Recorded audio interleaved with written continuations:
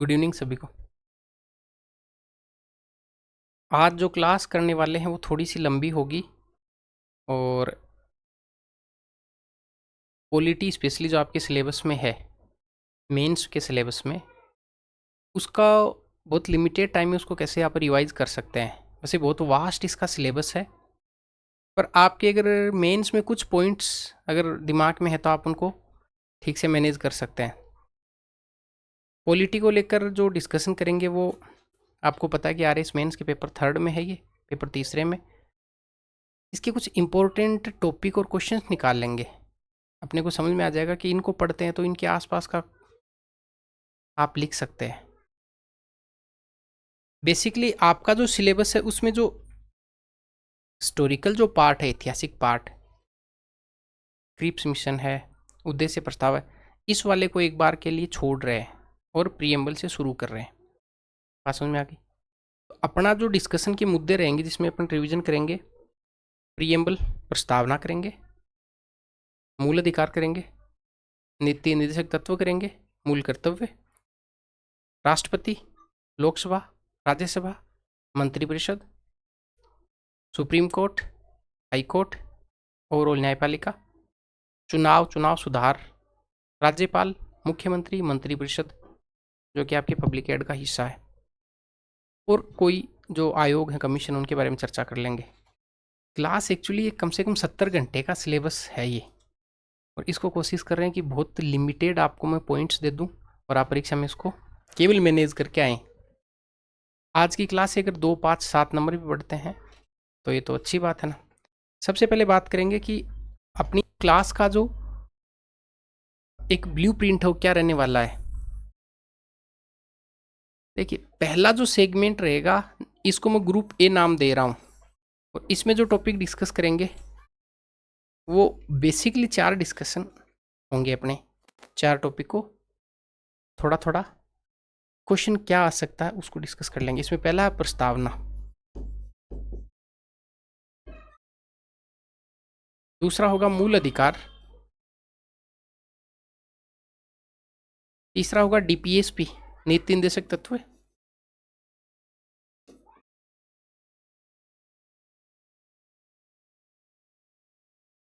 चौथा मूल कर्तव्य,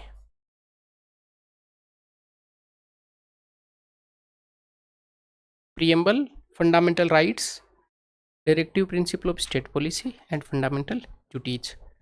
ग्रुप बी में जो डिस्कस करने वाले हैं वो करेंगे राष्ट्रपति,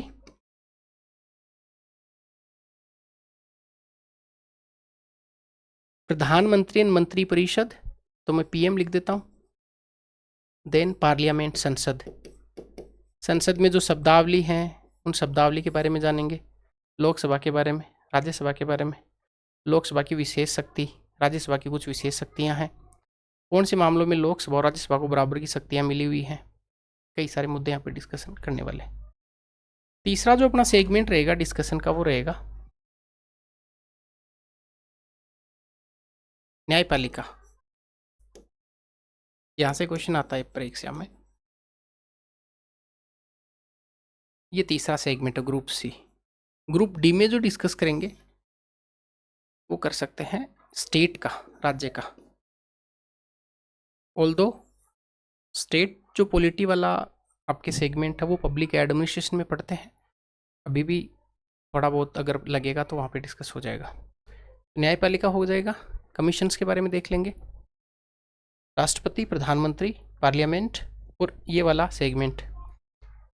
वैसे तो देखो क्लास मैंने डिटेल के साथ में करवा रखी है, यूट्यूब पे क्लास पढ़ी है पॉलिटी की कंप्लीट, पर अब मेंस के हिसाब से बात कर लेते हैं प्रस्तावना में अभी क्या पढ़ना चाहिए आपको, अभी जो प्रीएम्बल है उसके बारे में। पहला टॉपिक शुरू कर रहे हैं प्रस्तावना को लेकर, प्रीएम्बल को लेकर। प्रस्तावना, देखिए प्रीएम्बल में बेसिक स्टेप्स के बारे में बात नहीं करने वाला हूँ, वो आप लोगों ने प्री में पढ़ा हुआ है, अभी आप मेंस दे रहे हैं तो आपको बेसिक आइडिया है, मैं इस बात को ज्यूम कर रहा हूँ। प्रस्तावना में भी आपको 2 चीज़ों पर फोकस करनी है। अगर प्रीवियस ईयर के क्वेश्चंस आप देखते हैं तो पहला जो अपना टॉपिक रहेगा वो रहेगा प्रीएम्बल जो प्रस्तावना है, इसका जो वेरियस जो शब्दावली लिखी हुई है इसमें, तो इसके दो सेगमेंट बना लेते हैं। अभी 10 मिनट में प्रीएम्बल का रिवीजन कर लेते हैं। शब्दावली और प्रस्तावना का इंपॉर्टेंस, महत्व क्या है। 5 नंबर का क्वेश्चन आएगा तो संभावना है कि प्रस्तावना का महत्व पूछे, और अगर 15-15 शब्द के क्वेश्चन आते हैं तो फिर शब्दावली को लेकर क्वेश्चन पूछे जा सकते हैं। क्लियर। प्रस्तावना में जो शब्दावली है इसकी सबसे पहले कैटेगरी कर लेते हैं। प्रस्तावना में एक लिखा हुआ है न्याय, एक लिखा हुआ है स्वतंत्रता,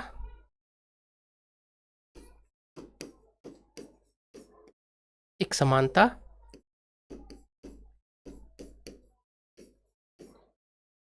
एक बंधुत्व है,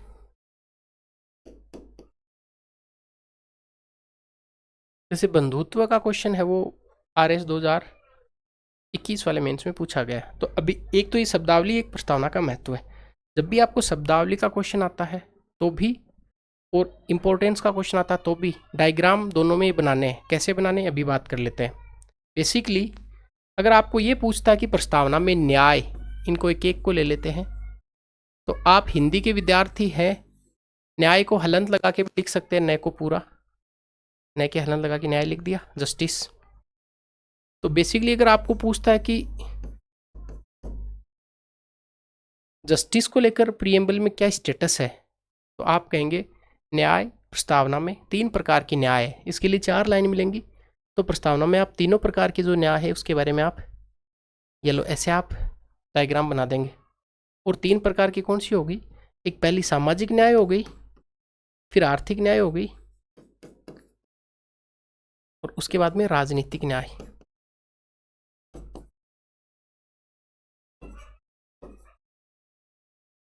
सोशल, इकोनॉमिक एंड पॉलिटिकल, सेप, समझ में आ गया। फिर आप थोड़ा सा और ये बता सकते हैं, सामाजिक न्याय का मतलब होता है धम्मू जलज, धर्म, मूलवंश, जाति, लिंग और जन्म स्थान के आधार पर भेदभाव निषेध है। आर्थिक न्याय का मतलब होता है कि संसाधनों का इस प्रकार से बंटवारा करना ताकि समाज के सभी वर्गों को एक उचित वितरण मिल पाए। और राजनीतिक न्याय के यहाँ पे 2 निहितार्थ हैं, सभी व्यक्तियों को वोट देने का अधिकार होगा और चुनाव लड़ने की स्वतंत्रता होगी। इतना लिख के उत्तर को कंक्लूड करेंगे। बहरहाल न्याय को लेकर पूछता तो आप बता देंगे कि सर न्याय 3 प्रकार के, सामाजिक, आर्थिक और राजनीतिक। न्याय में 3 ही नाम है। सामाजिक न्याय का आप धम्मू जलज एक इसका निमोनिक्स है, धर्म, मूलवंश, जाति, लिंग और जन्म स्थान। और अगर आर्थिक ही पूछे, इसका मतलब डिस्ट्रीब्यूटिव जस्टिस होगा, जो रिसोर्सेस है इनका इक्वल डिस्ट्रीब्यूशन किया जाएगा ताकि समाज में जो डिस्क्रिमिनेशन उस गैप को कम किया जा सकता है। और राजनीतिक न्याय का मतलब होगा सभी को वोट कास्ट करने का राइट होगा और साथ ही साथ में इलेक्शन लड़ने का सबको अधिकार रहेगा। ये राजनीतिक न्याय का कॉन्सेप्ट आपका पूरा हो गया। अब प्रीएम्बल पर अगर अगला क्वेश्चन कोई पूछता है तो वो पूछेगा स्वतंत्रता को लेकर। तो पहला हो गया। अब है स्वतंत्रता पट्टी, थोड़ा सा बड़ा लग रहा है आपको देखने में। तो जैसे अगर स्वतंत्रता आता है क्वेश्चन, आपको 5 प्रकार की स्वतंत्रता वहाँ पे मेंशन करके आनी है। क्लियर हो गया। तो स्वतंत्रता पर जैसे ही आता है आप सीधा सीधा ऐसे लिखेंगे 1, 2, 3, 4 और 5। ठीक, एग्जामिनर इतनी उम्मीद कर रहा है कि आप 5 प्रकार की स्वतंत्रता यहाँ पे लिख दें। ठीक, पहली है विचार, फिर अभिव्यक्ति, विश्वास, धर्म और उपासना। फिर अगर आपको अपने उत्तर को और थोड़ा सा बेहतर बनाना है, सपोर्टिव बनाना, तो आप बोल सकते हैं विचार और अभिव्यक्ति की स्वतंत्रता के लिए मुख्य रूप से 2 प्रावधान हैं।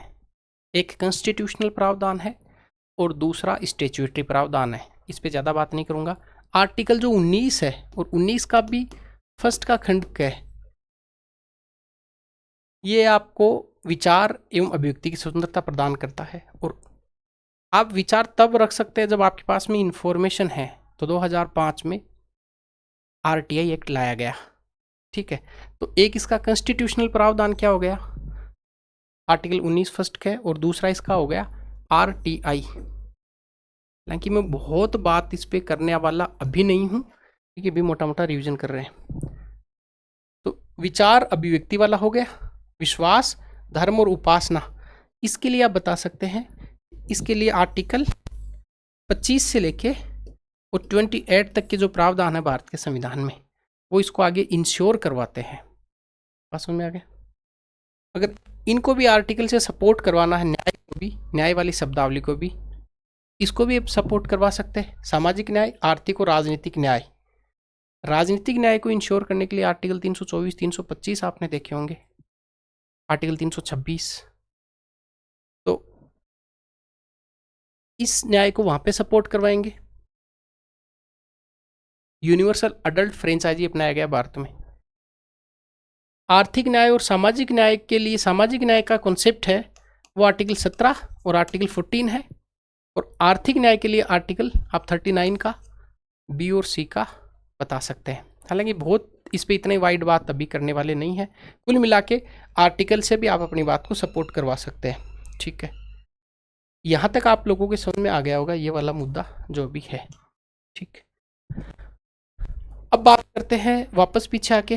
तो एक आपने स्वतंत्र न्याय जान लिया, एक आपने स्वतंत्रता जान लिया, और इसे ठीक पहले है न्याय, स्वतंत्रता, समानता। समानता एक्चुअली हमेशा दो के बीच में होती है, इक्वलिटी बिटवीन टू, चाहे तो दो व्यक्ति हों, चाहे दो लोग हों, चाहे दो गाड़ियां हों, कुछ भी हो, ऐसे याद करने के लिए आप करेंगे कि इक्वलिटी दो के बीच में हो सकती है।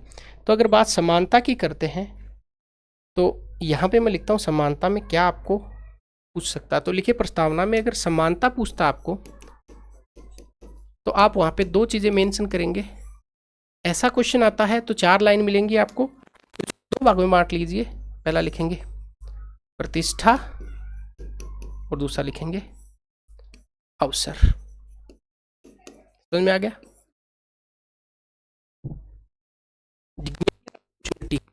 प्रतिष्ठा और अवसर की प्रत्येक व्यक्ति को क्या रहेगी?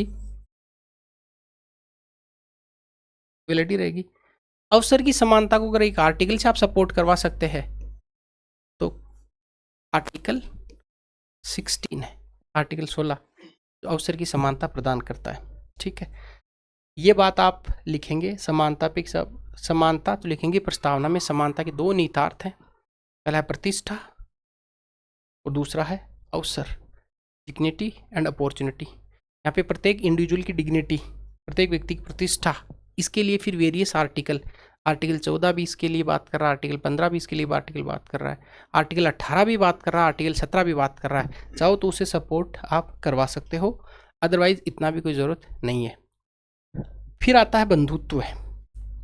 ये पिछली बार परीक्षा में आ चुका है, थोड़ा सा हल्का सा आपको बताता हूँ। बंधुत्व है क्या बताता? बंधुत्व है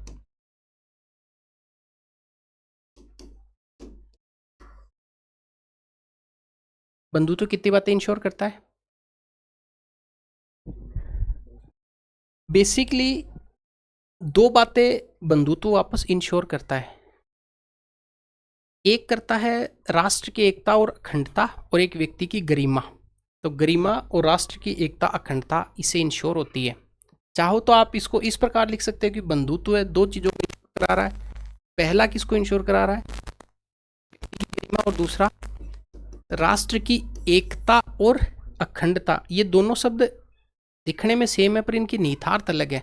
अखंडता का इंटीग्रिटी और यूनिटी, जो यूनिटी वर्ड है, एकता, ये एकता शब्द है, इसमें फीलिंग है एक होने की, और अखंडता सही में इंटीग्रिटी है कि देश के आप विभाजन नहीं हो, टुकड़े नहीं हो, और यूनिटी हम सब एक हैं।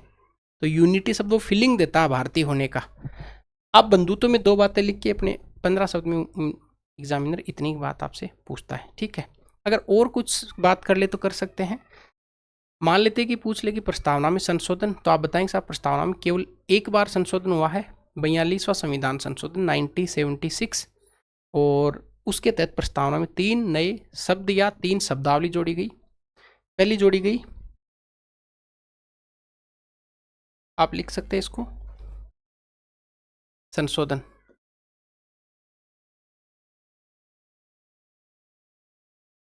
तो मान लेते हैं कि ऐसा कुछ क्वेश्चन पूछ ले कि प्रस्तावना जो प्रीएम्बल है इसमें संशोधन को लेकर क्या स्टेटस है, कब हुआ संशोधन? आप बताएंगे 42वां संविधान संशोधन हुआ कब? 1976। और इस संविधान संशोधन तहत प्रस्तावना में कितनी शब्दावली जोड़ी गई? 3। कौन कौन से? 3 नई शब्दावली। ठीक है, इसके समय में हुआ है, इंदिरा जी के समय में हुआ। इस संशोधन का नाम क्या है? मिनी संविधान। इसको मिनी कॉन्स्टिट्यूशन बोलते हैं 42वें संविधान संशोधन को। ठीक है, अब यहां तक आपने देख लिया, तो अब अगला एक मुद्दा बचता प्रस्तावना का इंपोर्टेंस, महत्व क्या है। तो प्रस्तावना के महत्व को इंगित करने के लिए अगर क्वेश्चन आपको पूछता है 5 नंबर में, तो आप ऐसे लिखेंगे प्रस्तावना का महत्व है, और इसको आप फिर पॉइंट्स की फॉर्म में लिखेंगे इस प्रकार से। इसके अलावा कुछ सवाल बनने की गुंजाइश मुझे कम लग रही है। आप अपने सवाल को इस प्रकार से लिखेंगे कि प्रस्तावना का क्या क्या इंपॉर्टेंस हो सकता है, क्या महत्व हो सकता है प्रस्तावना का। पहला महत्व ये है कि साहब जो प्रीएम्बल प्रस्तावना है, ये जो संविधान जो निर्माता है, इन निर्माताओं का एक आदर्श है, इनका एक विजन है, तो ये विजन प्रस्तुत करती है। दूसरा है कि जहां भी संविधान की व्याख्या करनी हो तो प्रीएम्बल का सहारा लिया जा सकता है। ये एक लाइट हाउस की तरह है, एक गाइडिंग प्रिंसिपल फॉलो करवा देती है। तीसरा जो महत्व है प्रस्तावना का,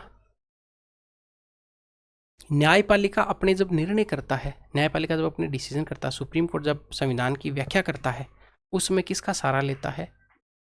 प्रीएम्बल का सहारा लेता है।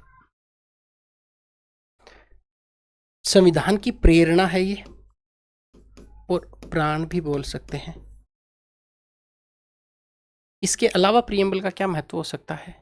इसके अलावा हो सकता है कि संविधान का जो आगे का जो दर्शन है वो किस में निहित है?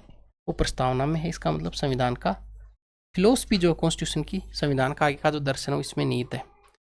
3-4 पॉइंट अगर आपको समझ में आते हैं और आपने 1 2 3 की फॉर्मेट में लिख दिया तो काम ठीक से चल जाएगा कि सब प्रस्तावना का क्या महत्व है। ठीक है, प्रीएम्बल को लेकर प्रस्तावना में संशोधन आ गया। प्रस्तावना संविधान का अंग है या नहीं, ऐसा कोई क्वेश्चन बनने की संभावना लेश है, फिर भी बोल देना कि यस है। और केशवानंद भारती केस के बाद में प्रस्तावना को संविधान का अंग माना गया है, और अगर संविधान का अंग है इसका मतलब इसमें संशोधन भी किया जा सकता है। अब एक टॉपिक पूरा हुआ प्रस्तावना। इस टॉपिक को कम से कम 6 घंटे पढ़ाने में लगते हैं, पर अब जो बात करेंगे वो करेंगे फंडामेंटल राइट, मूल अधिकारों की। ठीक है, तक आपको बात समझ में आ गई होगी। संशोधन हो गया, अब बात करते हैं अगला टॉपिक मूल अधिकार। मूल अधिकार को लेकर क्या क्वेश्चन परीक्षा में आ सकते हैं? देखो, मूल अधिकारों को लेकर फिर वापस 2 भागों में बांट लेते हैं मूल अधिकारों को। एक मूल अधिकारों की कैरेक्टरिस्टिक्स, विशेषताएं, और एक मूल अधिकारों को लेकर कुछ आर्टिकल्स। मैं ये पक्का ज्यूम करके चल रहा हूँ मूल अधिकार अमेरिका से लिए गए हैं। संविधान के भाग 3 में इनको मेंशन किया गया। अनुच्छेद 12 से लेकर 35 तक मूल अधिकारों का वर्णन किया गया है, ये आपको पता होगा। ठीक, टोटल इनकी संख्या 6 है, पहले 7 थे। संपत्ति का मूल अधिकार है 44वें संविधान संशोधन के द्वारा इसको रिवोक कर दिया गया 1978, और वर्तमान में इसकी संख्या 6। संपत्ति के मूल अधिकार का वर्तमान स्टेटस क्या है? ये एक संविधान के भाग 12 अनुच्छेद 300 के में एक विधिक अधिकार है। मूल अधिकार और विधिक अधिकार का डिफरेंस यही होता है कि मूल अधिकारों का वोलेशन जब होता है, उल्लंघन जब होता है, तब आप directly you can approach to supreme court और हाई कोर्ट। सुप्रीम कोर्ट और हाई कोर्ट में जा सकते हैं, और सुप्रीम कोर्ट और हाई कोर्ट इसके लिए आर्टिकल 32 को सपोर्ट करके सुप्रीम कोर्ट और आर्टिकल 226 का सहारा लेते हुए हाई कोर्ट वेरियस प्रकार की रिट जारी कर सकते हैं। जबकि लीगल राइट होते हैं उसमें फिर आप डायरेक्टली सुप्रीम कोर्ट और हाई कोर्ट में आप डायरेक्टली नहीं जा सकते, आपको अधीनस्थ न्यायालय में अप्रोच करना पड़ता है। बेसिक सा डिफरेंस ये इनमें, ये एकमात्र अंतर नहीं है, ये एक अंतर है जो आपको समझ में आ गया होगा। विशेषताओं को लेकर अगर क्वेश्चन पूछता है तो आप पूरा दिमाग में पूरा मेकअप करके चल लेंगे, यूजुलाइज करके चलेंगे। मूल अधिकार है कहाँ पे, कहाँ से लिए गए हैं, क्या क्या विशेषताएं हैं, वो विशेषताओं से भी विशेषता निकल जाएंगी।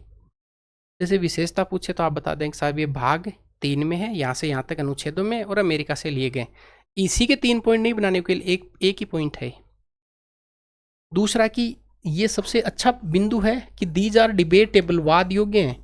इसका मोटा सा मतलब ये होता है कि अगर मूल अधिकारों का उल्लंघन होता है तो आप डायरेक्टली सुप्रीम कोर्ट या हाई कोर्ट में जा सकते हैं। These are debatable. दूसरा क्या विशेषता हो गई, संशोधनीय है। इनका मतलब इनमें क्या किया जा सकता है, मूल अधिकारों में संशोधन किया जा सकता है। कौन कर सकता है, केवल पार्लियामेंट कर सकती है और विशेष बहुमत से हो सकता है। तीसरा क्या है, कुछ मूल अधिकार वो भारतीयों के लिए हैं और कुछ मूल अधिकार केवल विदेशियों के लिए, दोनों के लिए। तो आप याद रखेंगे 15, 16, 19, 29 और 30 ये जो मूल अधिकार हैं ये केवल भारतीयों के लिए हैं। 22 का आधा भाग भी है पर अभी इस पे बात नहीं करेंगे। 22 को लेकर ऐसे जब क्लास होती है तब गेम खेलते हैं कि 22 का बताओ क्या स्टेटस है। 22 आधा भारतीयों के लिए, आधा भारतीय और विदेशी दोनों के लिए। भी आपको वहां तक नहीं लेके जाऊंगा, मैं बेसिक से ही बता देता हूं बस।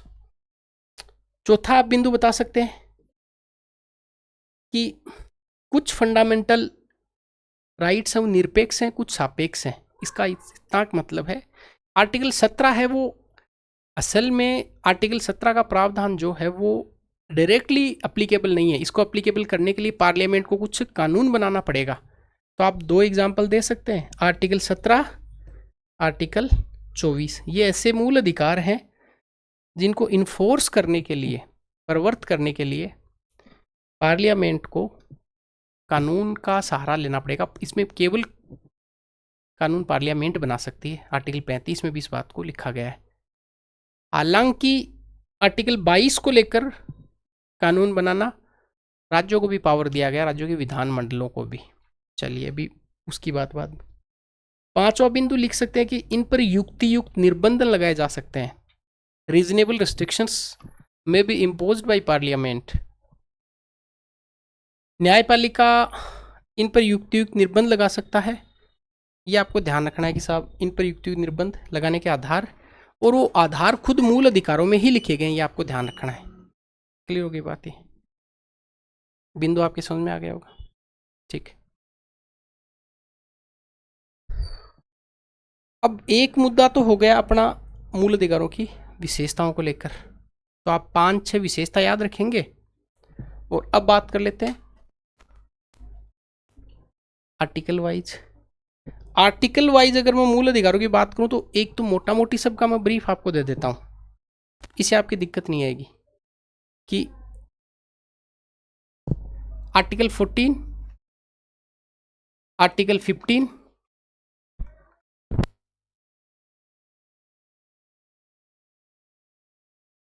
ऐसे आप ध्यान रखेंगे। इस पे शायद आपका अभी बहुत ज़्यादा समय का वेस्टेज हो जाएगा। तो ऐसा सोचें कि आप फंडामेंटल राइट है, मूल अधिकार, उनकी संख्या 6, विशेषता वाला क्वेश्चन आ सकता है। और दूसरा जो सबसे इम्पोर्टेंट है उनमें आर्टिकल 17 याद करेंगे, आर्टिकल 22 याद करेंगे, और आप आर्टिकल 32, हालांकि देखो आर्टिकल तो सारे इंपॉर्टेंट होते हैं, आर्टिकल 19, आर्टिकल 21, इनको लेकर आप थोड़ा सा ठीक से प्रिपेयर करके जाएंगे। आपकी बहुत हाई डिमांड हुई तो मैं इनकी डिटेल क्लास ले लूँगा, 8-9 घंटे लगेंगे मुझे। और अगर ऐसा लगता है कि हाँ हम मैनेज कर लेंगे तो आप आर्टिकल 17 अस्पृश्यता का अंत, आर्टिकल 22 के बारे में आप देखेंगे जो गिरफ्तारी के संबंध में संरक्षण प्रदान करता, तीनों संरक्षण आप याद रखेंगे। आर्टिकल 32 में आपको 5 प्रकार की रीट देखनी है, सपोर्टिंग आर्टिकल 226। आर्टिकल की रीट के मामले में सुप्रीम कोर्ट का क्षेत्राधिकार टेरिटरी के हिसाब से तो बड़ा है, संख्या के हिसाब से कम है। और 226 टेरिटरी के हिसाब से कम है, संख्या के हिसाब से बड़ा है। इंजेक्शन रीट भी जारी की जाती है। 19 में आप विचार अभिव्यक्ति वाले में वो 6 के 6 बिंदु याद करके जाएंगे। विचार अभिव्यक्ति है, सभा सम्मेलन है, संघ व परिसंघ है, घूमने की स्वतंत्रता है, बसने की स्वतंत्रता, व्यापार वाणिज्यिक स्वतंत्रता। और साथ में 19 फर्स्ट 1, 3, 5, 4 जो प्रतिबंध बताए गए हैं वो प्रतिबंध आप याद रखेंगे। और आर्टिकल 21 में जीवन का अधिकार है, लाइफ एंड लिबर्टी। तो आपको पूछ ले कि इसमें क्या शामिल किया गया है तो आप प्राण व दैहिक स्वतंत्रता बताएंगे। अरुणा सांगमान केस जो इश्यू था इसके बारे में आप बता देंगे। और तो ठीक है, इसको 2 भाग बना लेंगे। और MC मेहता केस का थोड़ा सा आप बता देंगे, पर्यावरण को लेकर, जलवायु को लेकर, शुद्ध पानी हवा को लेकर MC मेहता केस। और एक नवीन जिंदल केस जो झंडा फहराने की स्वतंत्रता है, वो भी आप थोड़ा सा इसमें देख लेंगे आर्टिकल 19 में। और सूचना अधिकार बताई दिया है। तो आर्टिकल 19 में कौन कौन सी स्वतंत्रताएं शामिल की गई, कोई 3-4 स्वतंत्रता का आप नाम लिखेंगे, ये आप ध्यान रखना है आपको। और 21 में जीवन के अधिकार में क्या क्या शामिल किया गया है, इसको भी थोड़ा सा आप देख के जाएंगे, ठीक है। आर्टिकल 32 आपको बता दिया। अब बात करते हैं नीति निर्देशक तत्वों की, DPSP की। नीति निर्देशक तत्व में क्या आ सकता है, देखिए इनकी विशेषता तो नहीं पूछेगा। अगर क्वेश्चन बने तो ऐसा बनेगा कि डिफरेंस बिटवीन DPSP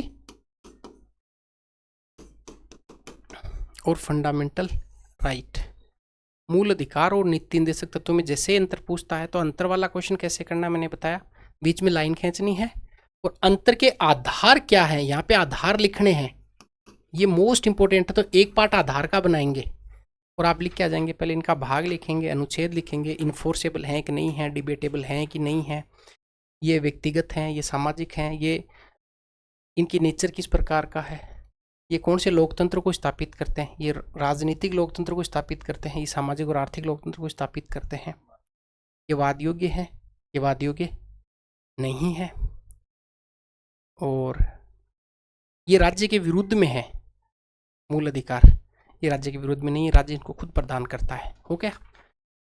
फिर कुछ अगर आर्टिकल की बात करूं इसी में, तो आपको इंडिविजुअल आर्टिकल अगर पूछे तो आर्टिकल 40 पूछ सकता है और आर्टिकल 44 पूछ सकता है और आर्टिकल 48 आप थोड़ा सा, आर्टिकल 51 ये देख सकते हैं। 40 में ग्राम पंचायतों के गठन की बात है और यहाँ पे अगर आप लिखें तो लिख देंगे बात 73वां और 74वां संविधान संशोधन करके, और जो गांधी जी का गांधीयन जो आइडियोलॉजी उस पर आधारित है, गांधीवादी दर्शन पर, 73वां और 74वां संविधान संशोधन यहाँ पे आप लिख देंगे कि पंचायत राज का एस्टेब्लिशमेंट किया गया ग्रास रूट डेमोक्रेसी को बढ़ाने के लिए और विकेंद्रीकरण, सत्ता विकेंद्रीकरण के लिए।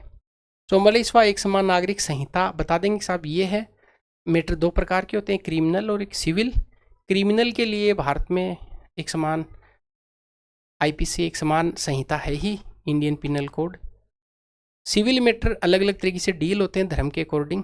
कोशिश ये की जाती है आर्टिकल 42 के तहत ये की जाएगी कि सिविल और क्रिमिनल दोनों मैटर हैं वो एक ही कोड से डील किए जाएं, बेसिक से समझिए। आर्टिकल 48 के फिर 2 भाग हैं, 48 क और 48 मूल। तो कृषि व पशुपालन है और आर्टिकल 48 क जो कि 42वें संविधान संशोधन से जोड़ा, इसमें है वन एवं वन्य जीवों का संरक्षण। आप लिख के आ जाएंगे। एग्जामिनर इतनी की उम्मीद करेगा कि आपको बस बेसिक आइडिया इसके आर्टिकल के बारे में हो। और आर्टिकल 51 में क्या बताया गया है, अंतर्राष्ट्रीय शांति और सुरक्षा की अभिवृद्धि, और फिर लिख देंगे भारतीय विदेश नीति का आधार ये अनुच्छेद है। एक इंपॉर्टेंट चीज है, कहेगा कि 42 कौन से मूल करते हुए संविधान, कौन से DPSPs संविधान संशोधन से जोड़े गए हैं। तो 42वें से कौन से जोड़े गए हैं, 42वें से कौन कौन से जोड़े गए हैं, 39 को, इसके अलावा 43 को, 48 का, ये ध्यान रखेंगे। फिर एक संशोधन याद रख सकते हैं आप 86वां, इसमें क्या जोड़ा गया, 45 का जो कंटेंट है उसको एक्सचेंज किया गया।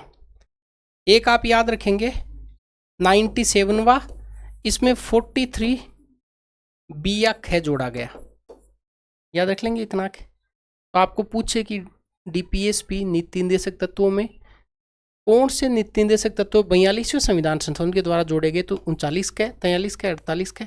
86 से कौन से जोड़े गए, 45, और 97 से कौन से जोड़े गए, 43B।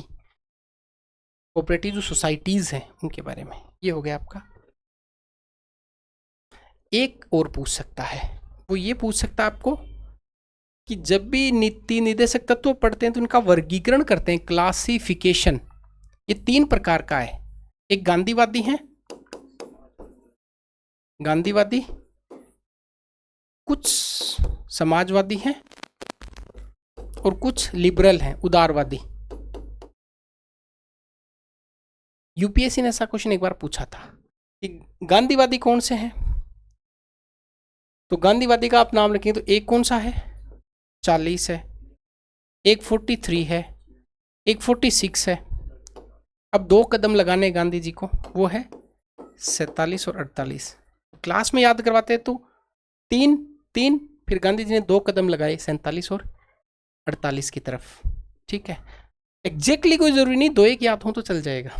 समाजवादी कौन से हैं, 38 है, 39 है, 39 क है, 41 है, 43 है और 43 क भी है। और बाकी उदारवादी कौन से हैं जो बचे हों, उसमें 44 लिखेंगे, 45 लिखेंगे, इसके अलावा आप 48 लिखेंगे, 48 क लिख सकते हैं, 51 और 50 और 51। खींचड़ी नहीं करना है, याद हो तो ठीक है, वरना 2 तो जरूर याद कर लें। पूछे कि समाज गांधीवादी कौन से, तो आप बता देना ये है। समाजवादी पूछे तो ये हैं, और उदारवादी ये हैं। अब आते हैं अगले टॉपिक पे, इसका नाम है मूल कर्तव्य। मूल कर्तव्य को लेकर अभी तक आरएस की परीक्षा में कोई सवाल नहीं पूछा गया है। मूल कर्तव्य, फंडामेंटल ड्यूटीज, बेसिक आइडिया दे देता हूं कि ये संविधान के भाग 4 क में है।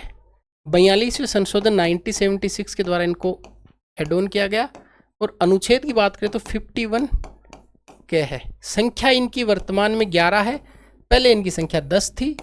86वें संशोधन से इनकी संख्या कितनी कर दी, 11 कर दी। और इसके लिए जो कमेटी फॉर्म की गई, दैट वाज सरदार स्वर्ण सिंह कमेटी।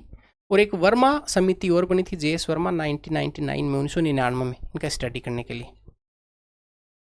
इसके अलावा एक समिति और थी, उसका मैं नाम याद नहीं कर पा रहा हूं।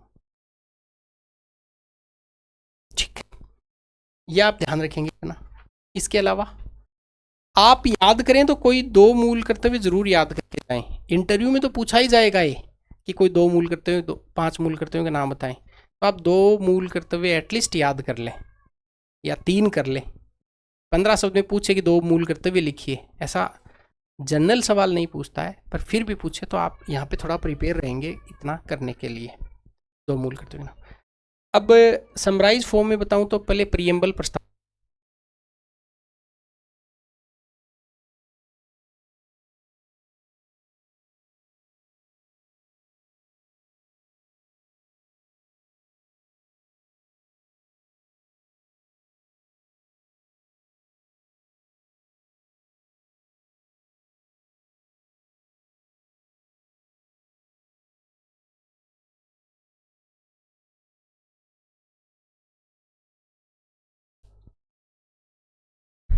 आवाज़ का थोड़ा इश्यू था, मैं वापस से रिपीट कर देता हूँ। समराइज कर देते हैं 4 टॉपिक जो अपने बात करी है। ग्रुप ए वाली प्रस्तावना की शब्दावली आप ध्यान रखेंगे। समानता, स्वतंत्रता, बंधुत्व, न्याय, तीनों न्याय, 5 स्वतंत्रता, दोनों समानता और 2 बंधुत्व की बात है। प्रस्तावना में संशोधन, 42वां संशोधन। प्रस्तावना का महत्व क्या है ये आपको मैंने बता दिया है। अब बात करें मूल अधिकार की। मूल अधिकारों का बेसिक स्टेप्स आपको याद रखना है। मूल अधिकार संविधान के भाग 3 अनुच्छेद 12 से 35 तक लिखे गए हैं। मूल अधिकार संयुक्त राज्य अमेरिका के संविधान से लिए गए हैं। मैग्ना कार्टा क्यों कहा जाता है, ये इतना बड़ा मुद्दा अब नहीं है जिसको डिस्कस करें।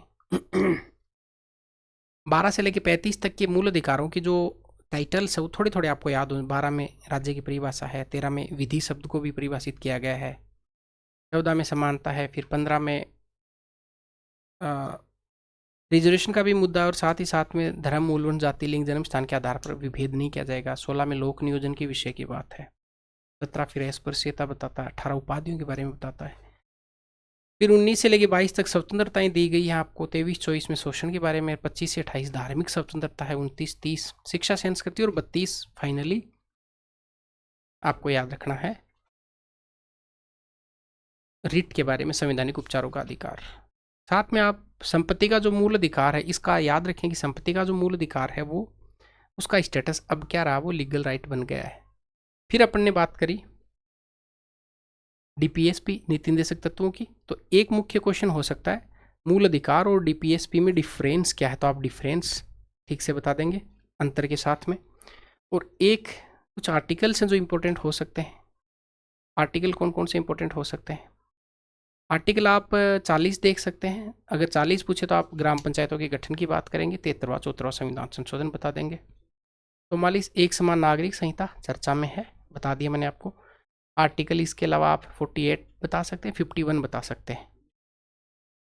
48 कृषि व पशुपालन है, 48 के जो है वो वन्य जीवों का संरक्षण की बात करता है। 51 भारतीय विदेश नीति के आधार की बात करता है। यहाँ तक समझ में आ गई होगी बात। ये मुद्दा हो गया। अब मूल कर्तव्य, तो कोई 3 मूल कर्तव्य का नाम याद रखेंगे। अब चलते राष्ट्रपति की तरफ।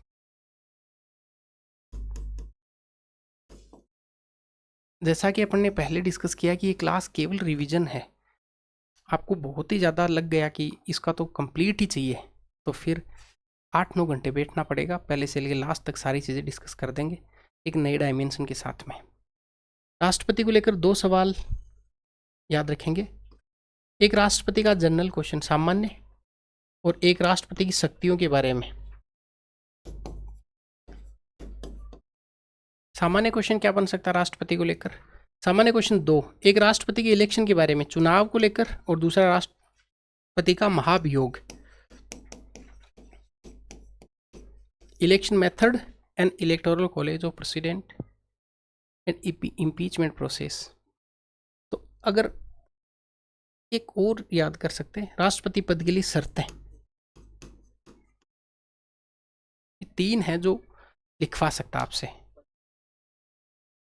आर्टिकल 54, 55 याद रखेंगे, आर्टिकल 61 याद रखेंगे, और आर्टिकल 59 आप पढ़ के जाएंगे। चुनाव क्या है? चुनाव से क्वेश्चन पूछ ले कि राष्ट्रपति का जो इलेक्टोरल कॉलेज है, चुनाव का जो मंडल है राष्ट्रपति का, अगर ऐसा क्वेश्चन आता है तो फिर आप इसको 2 भागों में बांट के लिख के आएंगे कि आर्टिकल 54 के अनुसार, आर्टिकल 54 के अनुसार 55 में किसके बारे में बताया गया? राष्ट्रपति का पद्धति, मेथड क्या होगा, और 54 में बताया गया कि चुनाव में भाग कौन लेंगे।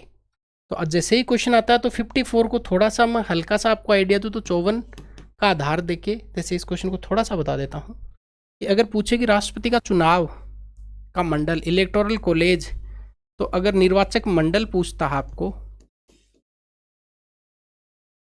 निर्वाचक मंडल, तो इसको आप आंसर शुरू करेंगे आर्टिकल अनुच्छेद 54 के अकॉर्डिंग। इलेक्टोरल कॉलेज में कौन शामिल होंगे और कौन शामिल नहीं होंगे, तो एग्जामिनर ज़्यादा बढ़िया नंबर देगा। कौन शामिल होंगे? तो ऊपर संसद से शुरू कर लो। संसद के दोनों सदनों के केवल निर्वाचित सदस्य, राज्य विधानसभाओं के केवल निर्वाचित सदस्य,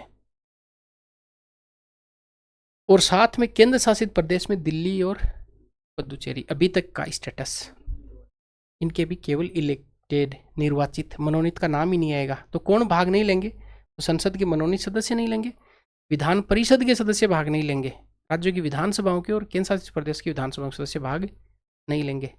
थोड़ा और बताना चाहें एग्जामिनर को, तो आयरलैंड का जो मेथड है STVPR, सिंगल ट्रांसफरेबल वोट और प्रोपोर्शनल रेशियो, आनुपातिक प्रतिनिधित्व की एकल स्थानांतरणीय मत प्रणाली, उस मेथड को फॉलो किया गया। आपको 2 में से 2 नंबर आ जाएंगे। हाँ, भाग नहीं लेंगे। ऐसा ही महाभियोग को लेकर सारे क्वेश्चंस तो डिस्कस मैं कर नहीं सकता, बस शॉर्ट में बता देता हूँ। महाभियोग को लेकर बात आती है तो आप बता देंगे एग्जामिनर को कि महाभियोग शब्दावली 56 में है, प्रक्रिया, शब्दावली और प्रक्रिया दोनों 61 में लिखी गई है। फिर बता देंगे कि राष्ट्रपति को हटाने का सबसे पहले आधार क्या होता है, तो आधार लिखेंगे। आधार है संविधान का अतिक्रमण। अतिक्रमण शब्दावली संविधान में कहीं भी परिभाषित नहीं की गई है। अगर राष्ट्रपति को पद से हटाना है तो कम से कम 1/4 सदस्य किसी भी सदन के, लोकसभा के भी हो सकते हैं चाहे राज्यसभा के भी, प्रस्ताव को शुरुआत करेंगे, लिखित में लेकर आएंगे। 14 दिन पहले जब डिस्कशन होगा उसे राष्ट्रपति को सूचना देंगे। फिर एक हाउस अगर 2/3 सदस्य से प्रस्ताव पारित कर देता है तो अगले हाउस के पास बात जाएगी, अगला हाउस इस पर जांच करवाएगा, और अगर वो 2/3 से प्रस्ताव पारित कर देता है, पद से हटना पड़ता है। ये एक अर्ध न्यायिक प्रक्रिया है, ये आपको ध्यान रखना है। केवल पार्लियामेंट भाग लेती है, राज्यों का कोई रोल नहीं है। राज्य केवल बनाने में भाग लेते हैं, बिगाड़ने में भाग नहीं लेते हैं। अर्थात वो केवल चुनाव में भाग लेते हैं, राज्य हटाने में राष्ट्रपति का रोल नहीं है। अभी तक किसी भी राष्ट्रपति को ना हटाया गया है, ना ये प्रक्रिया शुरू की गई है। क्लियर हो गया? चलिए, इसके बाद अगर बात करें तो पद की शर्तों की, तो राष्ट्रपति की पद की शर्तें क्या है? तो राष्ट्रपति पद की शर्तें आप कौन से आर्टिकल से शुरुआत करेंगे? 59 से। क्या क्या शर्तें हैं? पहली शर्त तो ये कि राष्ट्रपति संसद या राज्य के किसी विधानमंडल का सदस्य नहीं होना चाहिए, और अगर है तो वो पद रिक्त कर दिया जाएगा। दूसरी क्या शर्त हो सकती है? वो लाभ के पद पे नहीं होना चाहिए, ब्रैकेट में लिखेंगे लाभ का पद संविधान में परिभाषित नहीं किया गया। तीसरी क्या शर्त होनी चाहिए? बिना किराया दिए शासकीय जो आवास है, राष्ट्रपति भवन है, उसका वो हकदाई होगा, इंटाइटल होगा। याद रख लेंगे। एक चौथी और है, वेतन और भत्ते हो राष्ट्रपति के कार्यकाल के दौरान कम नहीं किए जाएंगे। तो शर्तें पूछता है आर्टिकल 59, और ये 4 शर्त आप लिख के आएंगे परीक्षा में। क्लियर हो गया? मुझे ऐसा लगता है कि अगर सवाल बनता है तो वो इनसे बन जाएगा। फिर बात करते हैं राष्ट्रपति की शक्तियों की। तो शक्तियां भी फिर 2 भागों में बांट लेंगे, एक राष्ट्रपति की जनरल शक्ति और एक राष्ट्रपति की आपातकालीन शक्ति। तो ये राष्ट्रपति की सामान्य शक्तियां हैं और इधर राष्ट्रपति की आपातकालीन शक्ति। सामान्य शक्तियां कौन कौन सी हैं राष्ट्रपति की? मान लो क्वेश्चन पूछ ला कभी बड़ा, तो आप अगर सामान्य शक्ति पूछे तो आपके पास बढ़िया सहूलियत रहेगी, अलग अलग लिखें। पहले लिखें विधायी शक्ति, या चलो कार्यपालिका लिख देते हैं। पहले कार्यपालिका, उसके बाद में विधायी शक्ति, उसके बाद में फाइनेंशियल वित्तीय, उसके बाद में न्यायिक शक्ति, उसके बाद में आप कूटनीतिक और सैन्य शक्ति भी बोल सकते हैं। कूटनीतिक, डिप्लोमेटिक व सैन्य शक्ति। तो सबसे पहले मेन कैटेगरी बनाएंगे कि ये शक्तियां हैं। अब इन पर इंडिविजुअल सवाल भी आ सकता है। वो एग्जीक्यूटिव शक्ति पूछ सकता है, वो लेजिस्लेटिव शक्ति पूछ सकता है, वो फाइनेंशियल पूछ सकता है, judicial and diplomatic and arm force से संबंधित उसके पावर्स। क्या कार्यपालिका शक्ति है? कम से कम 2 तो याद रख ही लें। आर्टिकल 53 याद रख सकते हैं। क्या लिखा हुआ 53 में? कि समस्त कार्यपालिका शक्ति है वो राष्ट्रपति में निहित होगी और सारे कार्य राष्ट्रपति के नाम से किए जाएंगे। कहाँ पे लिखा हुआ है? ये आर्टिकल 66 में लिखा हुआ कि कार्य जो राष्ट्रपति के नाम से किए जाएंगे। तो पहली कार्यपालिका शक्ति तो ये हो गई। दूसरी कार्यपालिका शक्ति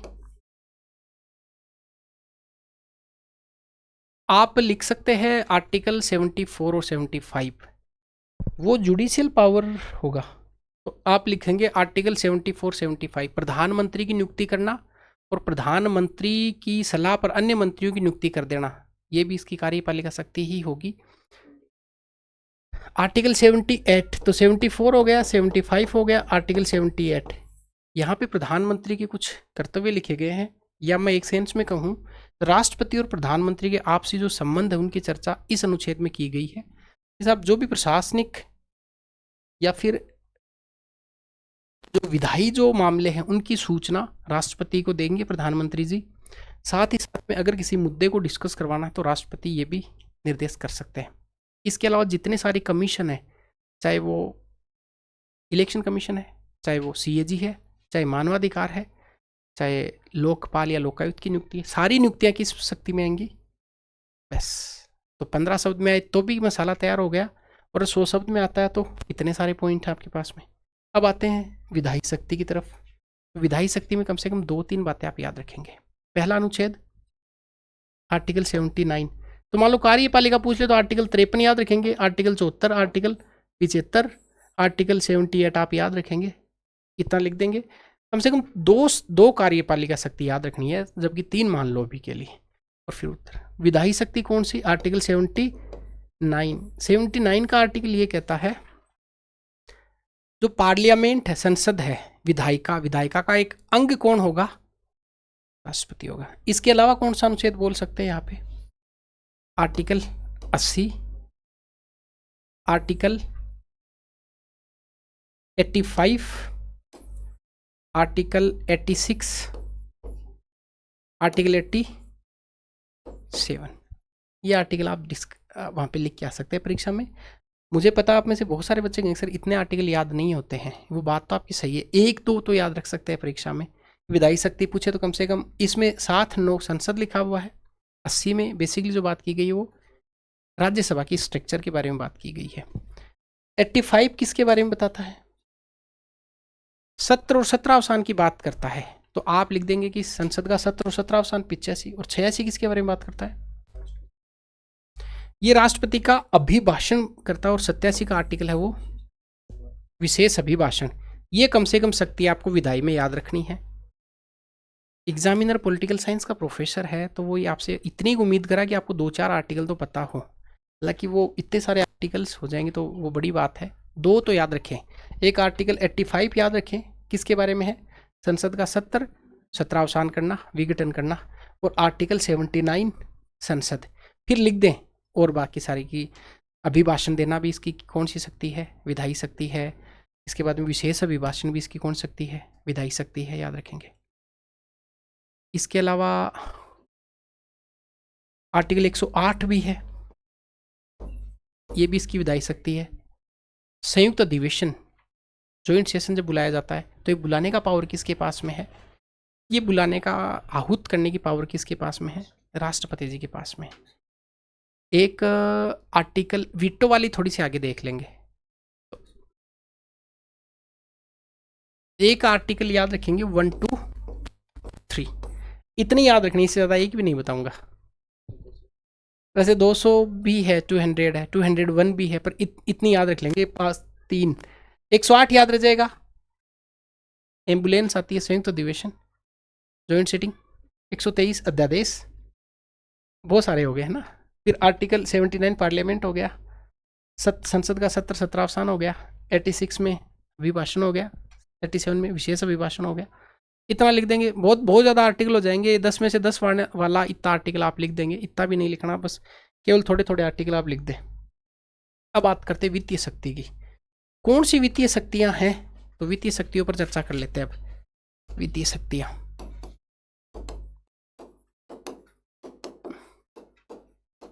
पहली वित्तीय शक्ति क्या है?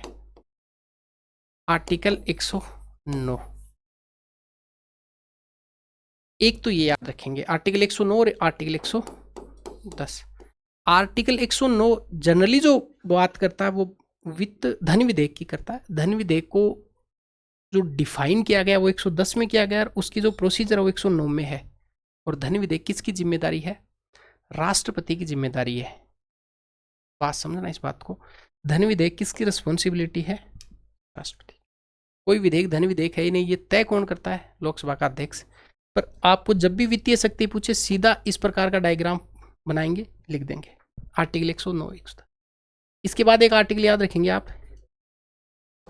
112 बजट। ठीक है, एक बात मैंने शायद मिस आउट बोली है। बजट है वो वार्षिक वित्तीय विवरण है, वो राष्ट्रपति की जिम्मेदारी है। यहाँ पे जो धन विधेयक है वो राष्ट्रपति की पूर्व अनुमति के बाद में रखा जाता है। बस इतना है। आपको समझ में भी नहीं आया कि मैंने कुछ गलत बोला है, पर मुझे ऐसा लगा कि कुछ शब्द आपको क्लियर कर दूं। 109 धन विधेयक के बारे में है, तो आर्टिकल 109 धन विधेयक जब भी रखा जाएगा राष्ट्रपति की पूर्व अनुमति के बाद रखा जाएगा। 112 में बात करता हूँ बजट की करता है। ये बजट किसकी जिम्मेदारी है? ये राष्ट्रपति की जिम्मेदारी है। इसके अलावा एक आर्टिकल है आर्टिकल 117। ये बेसिकली इसमें 2 कैटेगरी हैं, कैटेगरी 1 कैटेगरी 2। आप इतना याद रख लें कि आर्टिकल 117 बात करता है वित्त विधेयक के बारे में। एक आर्टिकल याद रखेंगे, आर्टिकल 280। राष्ट्रपति प्रत्येक 5 वर्ष बाद में वित्त आयोग का गठन करता है। और एक नवीनतम वित्त आयोग के बारे में जो इकोनॉमिक्स में बात कर लेंगे। अब वित्तीय शक्ति पूछते हैं आपको, ये आर्टिकल से बात कर लें तब तो मजा है। फिर भी नहीं समझ में आया तो बोल देना धन विधेयक है, वित्त विधेयक है, बजट है और एक आपका वित्त आयोग है। ये सारी सारी शक्ति किसमें है? इसके बाद कौन सी शक्ति राष्ट्रपति की पूछ सकता है? एक आर्टिकल 123 याद रख लेंगे, किसके बारे में है? अध्यादेश के बारे में। मान लो क्वेश्चन पूछ ले तो अध्यादेश कब लाया जाता है, किसके द्वारा लाया जाएगा, अध्यादेश की अवधि क्या होगी, प्रभाव क्या होंगे। 4 बातों पर चर्चा करनी है आप लोगों को। मेरी सीमा ये है कि यूट्यूब पे करवा रहे हैं तो बहुत, मतलब 80 घंटे की बात 80 मिनट में बता रहा हूँ, तो फिर बहुत सारी सीमाएं हो गई। बात अगर अध्यादेश की आती है तो अध्यादेश को आप सबसे पहले अध्यादेश लाया कब जाएगा या अनुच्छेद से बात करेंगे। अध्यादेश किसके द्वारा लाया जाएगा, कब लाया जाएगा, और अध्यादेश के प्रभाव क्या होंगे। और थोड़ा अगर आप में अच्छा दिमाग है तो अध्यादेश की एक समालोचना, मतलब इसकी क्रिटिसाइज करेंगे थोड़ा सा आप, कि अध्यादेश लाना बहुत अच्छा संकेत नहीं माना जाता है। जब लोकतांत्रिक सरकारें होती है उसमें डिबेट एंड डिस्कशन अच्छी बात होती है। अध्यादेश तो आप बाईपास करके कानून बना रहे हैं, वो अच्छा नहीं माना जाता है। अनुच्छेद आप 123 लिखेंगे, किसके द्वारा, तो ऑब्वियस सी बात है कि राष्ट्रपति के द्वारा। कब लाया जाएगा, जब संसद के दोनों सत्र नहीं चल रहे हैं, कोई एक सत्र भी नहीं चल रहा है और किसी इंपॉर्टेंट मुद्दे पर आपको कानून बनाना बहुत ज़रूरी हो गया। अध्यादेश का वही प्रभाव होता है जो कि सामान्य कानून का होता है। रेट्रोस्पेक्टिव अध्यादेश जारी किए जा सकते हैं। और साथ ही साथ में अध्यादेश जब लाया जाएगा तो ये पावर पार्लियामेंट्री नहीं रह के कार्यकारी शक्ति हो जाती है। अध्यादेश लाना अच्छी बात नहीं है। जनरली अध्यादेश की अवधि है वो 6 माह तक हो सकती है, पर जब संसद का सत्र शुरू हो जाए तो 6 सप्ताह तक इसकी अवधि रहेगी। तो राष्ट्रपति कभी भी रिवोक कर सकते हैं और हर 6 महीने बाद में इसको दोबारा भी जारी किया जा सकता है। इतनी बात अध्यादेश पर आपको ध्यान रखनी है। आर्टिकल 108 पे अगर क्वेश्चन पूछे तो जब भी आप उत्तर लिखें तो कम से कम अपने उत्तर को कैटेगराइज ऐसे करें कि एग्जामिनर को हर चीज़ क्लियर हो जाए कि अच्छा अच्छा ये बताना चाह रहा है। आर्टिकल 108 इसके प्रावधान लिखेंगे, क्या है, किसके द्वारा होगा, क्यों होगा और क्या विशेषता है। तो आर्टिकल 108 किसके बारे में बात करता है, संयुक्त अधिवेशन के बारे में बात करता है। कब लाया जाता है, जब राज्यसभा और लोकसभा के बीच में डेडलॉक आ जाए, गतिरोध है, उस गतिरोध को समाप्त करने के लिए लाया जाता है, बुलाया जाता है मीटिंग को। इसको बुलाने की जो जिम्मेदारी है वो राष्ट्रपति जी की है और अध्यक्षता लोकसभा के अध्यक्ष के द्वारा की जाती है। और इसमें जो भी कोई बिल पास किया जाएगा वो साधारण विधेयक से ही इसको पास किया जाएगा और एक बार लाने के बाद में इसमें कोई मॉडिफाइड इसको नहीं किया जा सकता, कोई इसमें संशोधन है वो अलाउ नहीं किए जा सकते, बशर्ते कि अगर समय की वजह से कुछ संशोधन जरूरी हो गए तो। अभी तक 3 बार इसको लाया गया है, इतनी बात कर लेंगे आप लोग, ठीक है।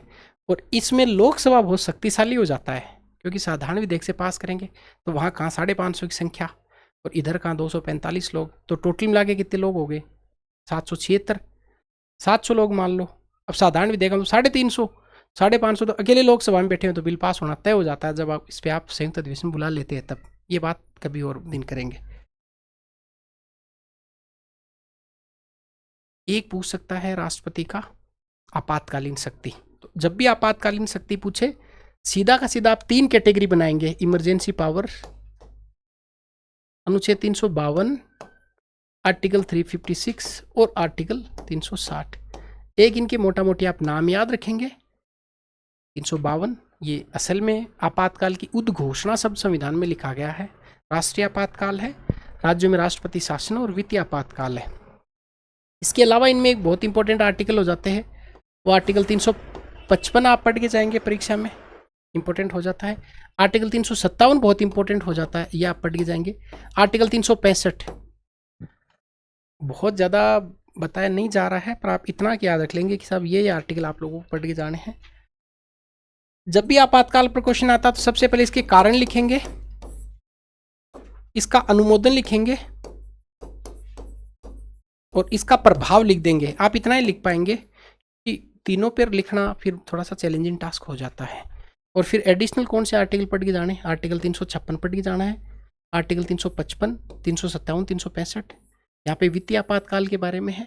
कारण क्या होंगे, युद्ध होगा, बाह्य आक्रमण हो सकता है, सशस्त्र विद्रोह हो सकता है, पहले इसकी जगह आंतरिक शांति सब था। अनुमोदन ऑब्वियस सी बात है कि इसको 30 डेज में किया जाएगा।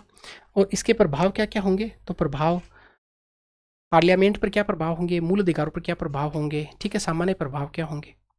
मोटा मोटी मैं ये समझाना चाह रहा था कि जब भी आपातकाल का क्वेश्चन आता है तो कारण, अनुमोदन और प्रभाव 3 चीज़ों पर जरूर चर्चा कर लें।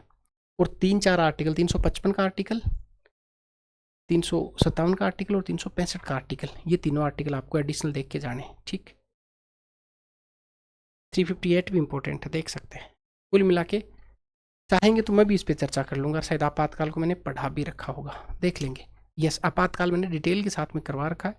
चाहो तो आप आपातकाल सर्च करेंगे, राष्ट्रपति सर्च करेंगे महेश भास्कर तो मिल जाएगा। चलिए इसके बाद बात कर लेते हैं प्रधानमंत्री और मंत्रिपरिषद को लेकर। एज सच कोई क्वेश्चन नहीं बनेगा। एक आप 10वीं अनुसूची याद रख सकते हैं यहाँ पे, 10वीं अनुसूची दल बदल।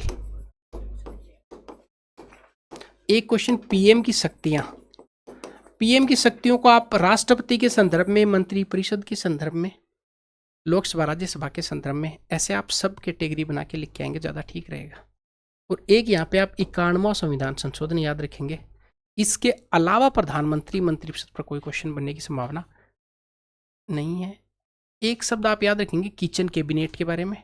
कैबिनेट, मंत्रिपरिषद और मंत्रिमंडल में अंतर क्या है, ये शब्दावली याद रखेंगे आप। एक छाया मंत्रिमंडल, शैडो कैबिनेट याद रख सकते हैं। ठीक है, ये तो हो गया बेसिक बात। अब आएंगे संसद को के ऊपर, संसद की कुछ शब्दावली आएंगी, लोकसभा आएगा, राज्यसभा आएगा, प्रस्ताव आएंगे, इनकी बात कर लेते हैं।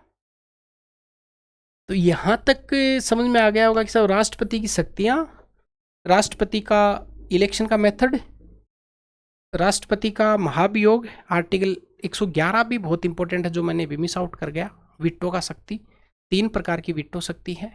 एक आत्यांतिक विटो होता है, एक विशेषित विटो होता है, और एक विटो होता है पॉकेट विटो। तो तीनों आर्टिकल 111, फिर तीनों विटो का आप नाम लिखेंगे। आत्यांतिक अब्सोल्यूट विटो में नो कर दिया जाता है। निलंबकारी विटो, विशेषित विटो, माफी चाहता हूँ, भारत के राष्ट्रपति के पास में विशेषित विटो नहीं है, वो केवल अमेरिका के राष्ट्रपति के पास में है। दोनों दिमाग में स्टिक कर गए, अमेरिका वाले और भारत वाले। जो निलंबकारी विटो है उसमें एक बार पुनर्विचार के लिए किसी विधेयक को भेजा जा सकता है, और पॉकेट विटो में ना यस ना नो ऐसा है। तो तीनों विटो याद रखेंगे। आर्टिकल 111 याद रखेगा, आर्टिकल 111 तीनों विटो लिख देंगे। पहला अब्सोल्यूट आत्यांतिक विटो, दूसरा है निलंबकारी विटो, और तीसरा है पॉकेट विटो। पॉकेट में नो यस नो नो कुछ नहीं करें, पॉकेट में रख लें। निलंबकारी विटो में एक बार पुनर्विचार के लिए भेज दें, और आत्यांतिक विटो में नो ही कर दे किसी बिल के ऊपर। क्लियर हो गया। याद रखें, धन विधेयक के ऊपर भी राष्ट्रपति द्वारा नो किया जा सकता है, यस किया जा सकता है। पॉकेट विटो का प्रयोग नहीं किया जा सकता। बाकी इस विटो का प्रयोग धन विधेयक पर भी किया जा सकता है। ये बात बहुत इंपॉर्टेंट है, याद रखेंगे आप इसको, मैं पढ़ाऊंगा आपको।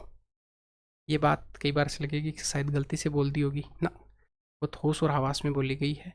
फिर एक तर्क देते हैं सर धन विधेयक तो राष्ट्रपति की अनुमति से ही रखा जाता है, तो भी सही है ये बात।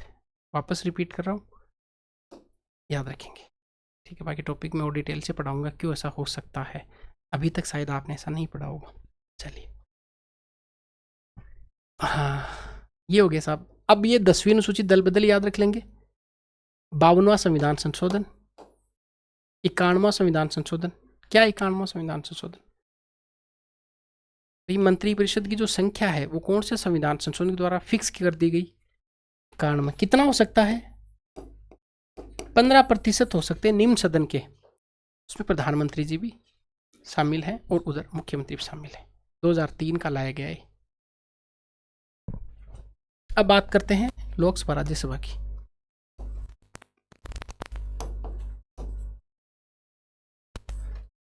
इसमें क्या क्वेश्चन आ सकते हैं, इसको डिवाइड करते हैं। एक आ सकता है इनकी शब्दावलियां, मैं लिखता हूं कौन कौन सी।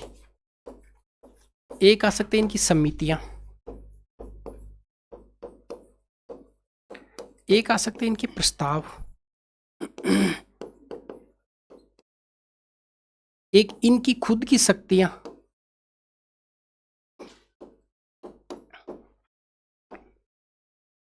एक विशेषाधिकार,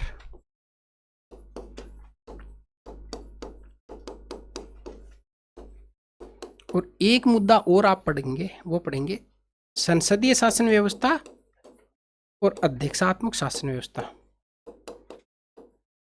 ये मुद्दा इंपॉर्टेंट है। ठीक है, शब्दावली, कौन कौन सी शब्दावली पूछ सकता है? एक आपको पूछ सकता है गिलोटीन, एक पूछ सकता है सचेतक, एक पूछ सकता है नेता प्रतिपक्ष, एक आपको पूछ सकता है पंगुसत्र।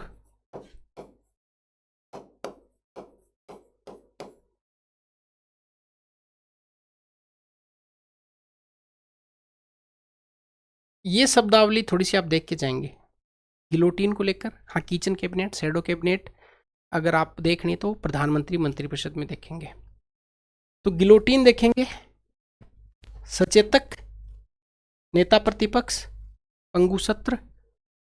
इसके अलावा अगर कोई शब्दावली और याद आती, इनका कुछ ऐसा मैं कोशिश करूंगा कि इनको टाइप का कुछ लिख के और आपको नीचे लिंक दिया उस टेलीग्राम पे डाल दें। कोशिश करेंगे ऐसा कि सारी सारी, ताकि आप एक साथ याद कर लें। समितियों में आपको कम से कम लोकलेखा समिति के बारे में तो ध्यान होना ही चाहिए। एक प्राकलन समिति, दो समिति आप पढ़ के जाएंगे जरूर, लोकलेखा और प्राकलन। लोकलेखा और प्राकलन। एक सार्वजनिक उपक्रम समिति देख सकते हैं, सार्वजनिक उपक्रम। मान लो समिति को लेकर क्वेश्चन आया तो क्या बताएंगे आप साहब, इसमें सदस्य कितने होते हैं, लोकसभा से कितने, राज्यसभा से कितने, इसका अध्यक्ष कौन होगा और इसका कार्य क्या होगा। बस तीन चीजों, एग्जामिनर चीजों को देखता है। जैसे मान लो आया लोकलेखा समिति, तो आप बताएंगे साहब सदस्य की संख्या इसमें 22 होती है, 15 लोकसभा से, 7 राज्यसभा से। इसका अध्यक्ष लगभग विपक्ष का कोई व्यक्ति होता है। कार्य क्या होता है लोकलेखा समिति का, लोकलेखा समिति मुख्य रूप से वो काम करती है जो कि केक की रिपोर्ट आती है उससे संबंधित। प्राकलन समिति में कितने सदस्य होते हैं, प्राकलन समिति में सदस्य संख्या होती है 30, और वो केवल किससे हो सकते हैं, केवल लोकसभा से हो सकते हैं। समझ में आ गई। सार्वजनिक उपक्रम समिति में उतने ही सदस्य होते हैं जितने की लोकलेखा समिति में होते हैं, 15 और 7 सदस्य, और ये सार्वजनिक उपक्रमों से संबंधित समिति है। ये बात डिस्कस कर ली तो 1.5 नंबर तक का आपकी मसाला तैयार हो गया। गिलोटीन क्या होता है, जब भी अनुदान की मांगे जब आती हैं, अब वो अनुदान की मांग आपको पता है कि नहीं, वो मैं भी माफी चाहता हूँ, तब लास्ट टाइम में क्या होता है कि लगभग सारी मांगों को एक साथ पास कर दी जाती है। एक साथ पास करना, गिलोटीन कर देना। सचेतक, एक पार्टी अपना एक सचेतक नियुक्त कर देती है जो कि फ्लोर पॉइंट से संबंधित काम बोलता है। नेता प्रतिपक्ष क्या होता है, नेता प्रतिपक्ष का मतलब आप ये समझेंगे कि जो दूसरी जो सबसे बड़ी पार्टी है, पहली बड़ी पार्टी का तो वो तो पक्ष में आ गई, और दूसरी सबसे बड़ी पार्टी है उसका जो अध्यक्ष होता है वो नेता प्रतिपक्ष का दर्जा होता है। जनरली एक प्रावधान है कि 10% सीट से अगर किसी पार्टी के पास में कम संख्या है तो नेता प्रतिपक्ष का दर्जा देने कोई बाध्यता नहीं है। लेमडेक सत्र, पंगु सत्र क्या होता है, इलेक्शन के बाद में वो सत्र जब ये सारे हार चुके हैं, इसके बाद सत्र आयोजित करना, अभी भाई अंतिम सत्र होगा इनका, ये पंगु सत्र कहलाता है। कुछ आर्टिकल मैं आपको बता देता हूं। आर्टिकल 116 देख के जाना है आपको, और ये तो बहुत इंपॉर्टेंट है, हालांकि पब्लिकेट में वापस करवा दूंगा मैं इनको। Article 117, article 109, article 110। प्रस्ताव की बात करें तो आपको कम से कम कटौती प्रस्ताव के बारे में याद रखना है। एक आपको अविश्वास प्रस्ताव के बारे में, ये लिख लीजिए चीजें, यही आपको परीक्षा में देखने को मिल जाएंगी। कटौती प्रस्ताव, निंदा प्रस्ताव, अविश्वास प्रस्ताव और काम रोको, चारों प्रस्ताव होते हैं। कटौती प्रस्ताव कितने प्रकार के होते हैं, फिर वो 3 प्रकार के होते हैं, याद रखना। एक सांकेतिक कटौती होता है, एक टोकन होता है, और दूसरा इकोनॉमिक होता है। तो तीनों कटौती के बारे में आप देख के जाएंगे। अविश्वास प्रस्ताव कैसे लाया जाता है, अगर मान लो ऐसा क्वेश्चन आ गया तो कहाँ लाया जाएगा, कितने सदस्य रिक्वायर है, क्यों लाया जाता है। इसके अलावा प्रश्नकाल और शून्यकाल, इसमें प्रश्नकाल में आपको तारांकित और अतारांकित दोनों प्रकार के क्वेश्चन के बारे में देखना है। शून्यकाल का समय संसदीय परंपरा, भारतीयों की देन है, लगभग 12 बजे का समय शून्यकाल कहलाता है। इसमें कोई प्री डिसाइडेड नहीं होता, कोई भी क्वेश्चन पूछा जा सकता है। बहुत सुपर फास्ट मैं आपको बता रहा हूँ, बस केवल दिमाग में रख लो इन चीज़ों को। प्रस्ताव की बात होगी। शक्तियाँ, शक्तियाँ देखिए, एक तो ये पूछेगा, मोस्ट इंपॉर्टेंट है, लोकसभा व राज्यसभा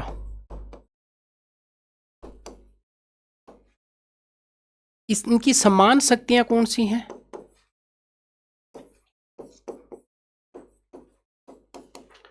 और क्वेश्चन आ सकता है कि लोकसभा की विशेष शक्ति और राज्यसभा की विशेष शक्ति। विशेष का मतलब वो दोनों के पास में नहीं, केवल एक के पास ही है। एक बहुत इंपॉर्टेंट क्वेश्चन है कि वो कौन से अनुच्छेद हैं या कौन सी स्थितियां हैं जब संसद राज्य सूची के विषय पर कानून बना सकती है।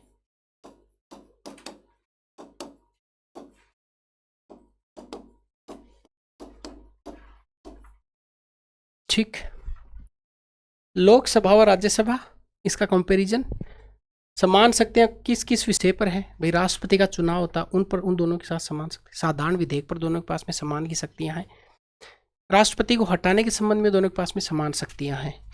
विशेष शक्तियों की बात करें तो विशेष शक्तियां अगर राज्यसभा की बात करें तो आर्टिकल 249 याद रखेंगे, आर्टिकल 312 याद रखेंगे, और एक आप रख सकते हैं उपराष्ट्रपति को अगर हटाना हो, क्योंकि वो राज्यसभा के पदेन समाप्ति होते हैं, तो उस समय भी राज्यसभा ज़्यादा पावरफुल है।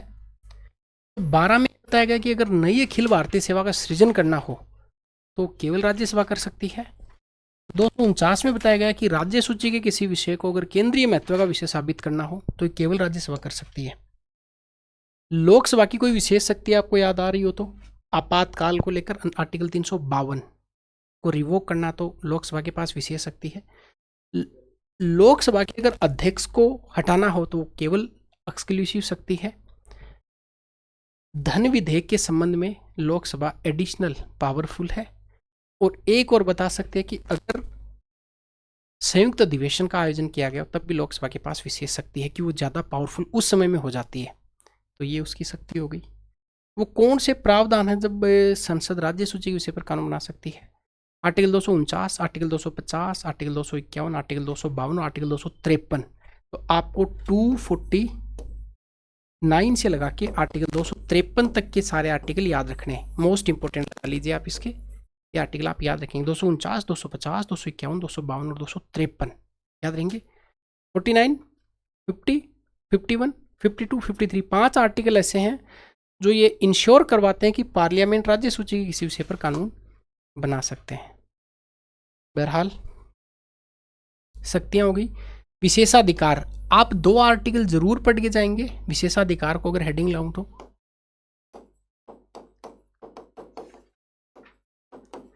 एक आर्टिकल है 105 और एक आर्टिकल है 194। ये सांसदों के विशेषाधिकार की बात करता है और ये विधायक है इनके विशेषाधिकार की बात करता है। दोनों मोस्ट इंपोर्टेंट है। विशेषाधिकार याद रखेंगे 2 आर्टिकल, आर्टिकल 105, आर्टिकल 194। एक चीज और इससे पहले, जो लोकसभा का स्पीकर अध्यक्ष है, लोकसभा अध्यक्ष के कार्य व शक्तियां। आप पहला कार्य तो ये बता देंगे कि कोई विधेयक धन विधेयक है या नहीं है, प्रमाणित करने का काम किसका है? अध्यक्ष का है, तो अध्यक्ष का काम है।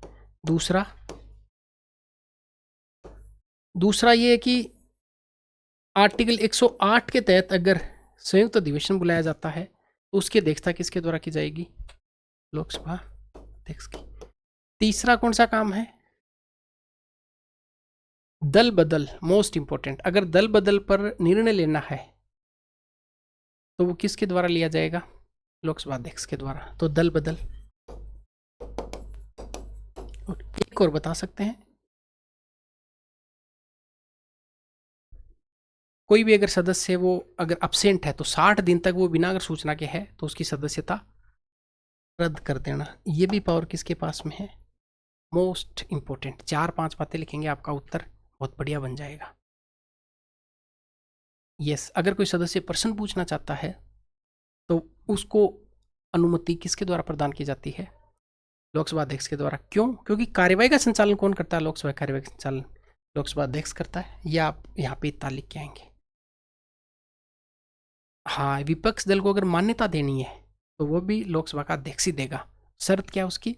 कम से कम 1/10 सीटें होनी ही चाहिए उनके पास में मान्यता। संसद की मर्यादा, संसद में अनुशासन, ये सारे के सारे काम लोकसभा के अध्यक्ष के द्वारा किए जाएंगे। कुल मिला के बात ये है कि अगर लोकसभा अध्यक्ष पर क्वेश्चन आता है तो आप इतना लिख के आएंगे। देखो मजबूरी ये है कि लगभग कितना समय हुआ है, एक घंटे में 80 घंटे की बात, अभी 70 मिनट हुई है। मैंने आपको 80 मिनट का नाम लिया था, 80 मिनट में 80 घंटे की बात अपन डिस्कस कर रहे हैं, तो वो आसान नहीं होता है, मुझे पता है इस बात को। पर फिर भी मैंने मोटा मोटी एक आपके दिमाग में एक फ्रेम बन जाए, फिर लगेगा तो एक दिन मुझे 8 घंटे लगेंगे, 80 घंटे में फिर 8 घंटे की बात तो बढ़िया बता दूंगा आपको, चिंता नहीं है, सारी की सारी चीज़ें। अब बात करते हैं न्यायपालिका की। अंतिम बात होगी न्यायपालिका। यहाँ पे 2 मुद्दे डिस्कस करेंगे, एक करेंगे चुनाव और एक करेंगे न्यायपालिका। अच्छा, राज्य यहाँ डिस्कस नहीं करेंगे क्या? नहीं, उनको पब्लिक एड में, लोक प्रशासन जब पढ़ेंगे डिवीजन में तब राज्य वाला डिस्कस कर लेंगे, समझ में आ गया? और वहीं पे पंचायत राज डिस्कस कर लेंगे, ठीक।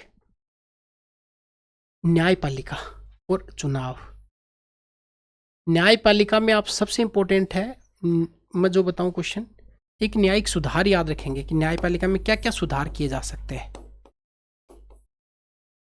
दूसरा आप याद रखेंगे न्यायिक सक्रियता। तीसरा याद रखेंगे जनहित याचिका।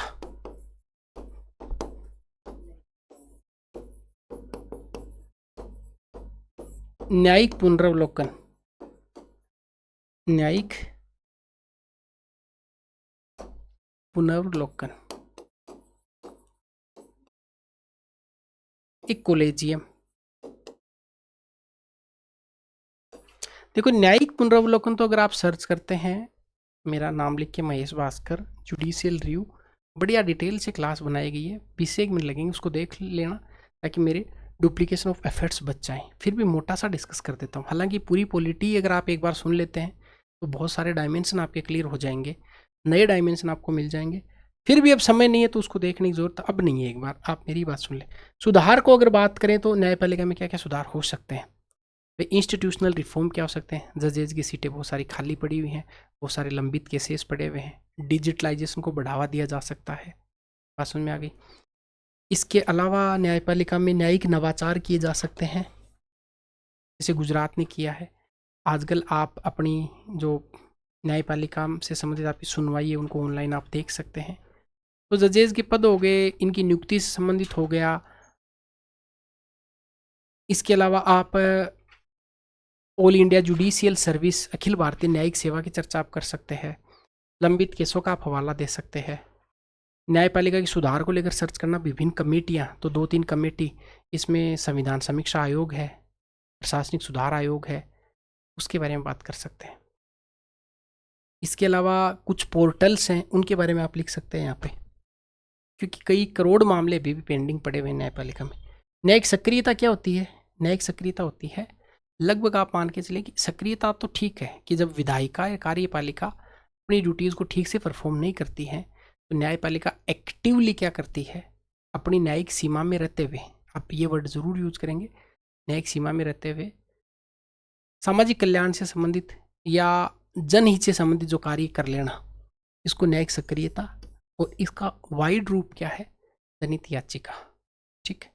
न्यायिक पुनरावलोकन क्या है? विधायिका या फिर कार्यपालिका द्वारा पारित किए गए कानून या फिर कोई भी ऑर्डिनेंस जो है, अगर वो विधि सम्मत नहीं है तो उसकी जांच करना, अगर वो अवैध होता है, ठीक नहीं है, तो उसको खारिज कर देना, न्यायिक पुनरावलोकन कहलाता है। बहुत इंपॉर्टेंट पावर है। एक है न्यायिक संयम, न्यायिक अति सक्रियता, जुडिशियल ओवररीच। न्यायिक संयम का मतलब होता है वे न्यायपालिका पैरेलल विधायिका या कार्यपालिका की तरह बिहेवियर नहीं करे, व्यवहार नहीं करे, क्योंकि भारतीय संविधान के आर्टिकल 50 में शक्ति पृथक्करण के सिद्धांत को बताया गया है। इसलिए पैरेलल कानून बनाने का काम है वो विधायिका का है, लागू करना कार्यपालिका, उनकी समीक्षा न्यायपालिका है। कई बार न्यायपालिका में ऐसे केसेस आए, जैसे उत्तराखंड के फ्लो टेस्ट का मामला है, दिल्ली में OD1 का मामला है, कोरोना में मुआवजा का मामला है, तब सुप्रीम कोर्ट ने पैरेलल विधायिका की तरह कार्य कर लिया। ये थोड़ा ठीक नहीं है, न्यायिक जवाबदेहिता इससे घटती है। तब ऑलरेडी न्यायपालिका के पास में इतने सारे पेंडिंग केसेस पड़े हुए हैं, तो ऐसे में न्यायपालिका द्वारा विधायिका के कार्य करना वो थोड़ा सा ठीक नहीं लगता है। समझ में आ गई बात? ये इतना का आप न्यायपालिका पर लिख देंगे। एक मोस्ट इंपॉर्टेंट आर्टिकल है आर्टिकल 142, ये न्यायपालिका को विशेष शक्ति देता है, खास सुप्रीम कोर्ट को विशेष शक्ति देता है कुछ मामलों में इंटरवीन करने की। बात समझ में आ गया। हाल ही में ऐसे कुछ मामले आपने देखे भी होंगे 142 के तहत। ये चंडीगढ़ में जो मेयर का चुनाव उसको रद्द कर देना, नल एंड वॉइड कर देना, आर्टिकल 142 का ही वो उदाहरण है। एक चीज़ और याद रखेंगे, सुप्रीम कोर्ट के 75 ईयर हैं वो भी पूरे हुए हैं, 75 वर्ष पूरे हुए हैं, तो सुप्रीम कोर्ट के सवाल आने की संभावना है न्यायपालिका पर। जितना बोला है मैंने उस सारे को डायल के आना है पर्सन की डिमांड को समझते हुए। करंट के मुद्दे, एक आपको मैं बताऊं कि इंडियन एजुकेटर जो है उसकी अपनी मैगजीन आपको करंट के मुद्दों पर हर महीने मिलती रहेगी, मंथली मैगजीन, जिसमें टॉपिक वाइज मेंस के हिसाब से मुद्दे हैं वो डिस्कस किए गए हैं। साथ ही साथ अगर आप चाहते हैं कि आप जुड़े रहें किसी बैच में, क्योंकि यूट्यूब पे तो सीमा होती है, बहुत लिमिटेड बैच आता है, तो आप इंडियन एजुकेटर ऐप डाउनलोड करें। वहाँ पे हिंदी, इंग्लिश या और भी कोई बैच आपको चाहिए खास RAS की तैयारी को लेकर, तो बैच वहाँ पे अवेलेबल है, तो आप किसी बैच में जुड़ सकते हैं। नंबर भी शो हो रहे हैं आपको, और कुछ पूछना है और है तो आप मुझसे बात भी कर सकते हैं। अब अंतिम मुद्दा बचा हुआ है चुनाव का, इलेक्शन का। चुनाव में लेके दो चीज़ें आप बस केवल पढ़ के जाएंगे, एक राष्ट्रीय पार्टी का दर्जा, पार्टी, एक स्टेट पार्टी का दर्जा, स्टेट छोड़िए राष्ट्रीय याद रख लीजिए अभी आप, और एक चुनाव सुधार। कितने आधार संविधान में लिखे गए हैं, कोई भी पार्टी उसको राष्ट्रीय पार्टी का अगर आपको दर्जा स्टेटस देना है। एक याद रखेंगे चुनाव आयोग के बारे में, चुनाव आयोग इसकी नियुक्ति को लेकर, ठीक है, याद रह जाएगा। तो राष्ट्रीय पार्टी के तीनों आधार आप पढ़ के जाएंगे, चुनाव सुधार पढ़ के जाएंगे, मोस्ट इंपॉर्टेंट है। चुनाव सुधार में संस्थागत सुधार क्या किए जा सकते हैं, नीतिगत सुधार क्या किए जा सकते हैं, कानूनी सुधार क्या किए जा सकते हैं, टेक्निकल सुधार क्या किए जा सकते हैं, राजनीतिक अपराधीकरण को कैसे कम किया जा सकता है, भ्रष्टाचार को कैसे कम किया जा सकता है। सबसे इंपॉर्टेंट मुद्दा है एक देश एक चुनाव, एक राष्ट्र एक चुनाव। अगर सब कुछ ठीक ठाक रहा तो जो अगली क्लास होगी आप लोग याद दिला देंगे, अगली क्लास जो होगी वो एक राष्ट्र एक चुनाव, मैं सारे डायमेंशन कवर कर दूंगा इस पर, जो बहुत बर्निंग इश्यूज हैं उनको अपन कवर कर लेंगे। उसमें एक अपना मुद्दा रहेगा एक राष्ट्र एक चुनाव का। बात समझ में आ गई। कुल मिला के 80 मिनट की क्लास हुई होगी अपनी, इसमें मैंने मोटा मोटी आपको एक बार बता दिया है, ठीक। फिर भी अगर ऐसा कुछ है तो अगली जो क्लास होगी उसमें अलग अलग मुद्दे डिस्कस कर सकते हैं, कि कैटेगरी वाइज अब कर सकते हैं कि ABCD चारों जो कैटेगरी बनाई है, एक कैटेगरी पर 6 घंटे क्लास, ऐसे करके 20 घंटे क्लास में कंप्लीट पॉलिटी का डिटेल के साथ में रिवीजन हो जाए। बात समझ में आ गई। चलिए मिलते हैं नेक्स्ट क्लास में, बाकी